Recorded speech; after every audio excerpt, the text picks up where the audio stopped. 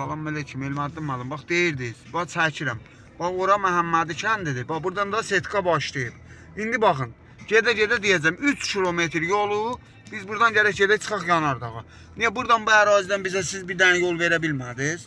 Hə? Və dəqiqədə də video çəkim atdım. Ora bizim evlərdir. Bax o gördüyünüz bizim ev. Buradan da oraya 200 metrdir. 200 metr. İndi baxın Yanardağa tərəf gedirik. Baxın. Bax, Çin saatda keçirik. Baxın, Setkanın bu tərəfindən baxa-baxa gedirik evimizə. Niyə bizə buradan yol verilmir? Nəyə görə? Nəyə görə? Tut Setkanı qəşəcək. Bax, görsən Setka. Bizim evdən ora 3 kilometr yol. Gedək. Bax, belə şey olar. Səht dedik, səhti yaptı. Təpən dağlı bizim evimizdir. Nə o yandan bu tərəfə keçə bilirik, nə bu yandan o tərəfə. Niyə bizə bu boyda qabaqlarda yol vermişsiniz, maşın yolu vermişsiniz.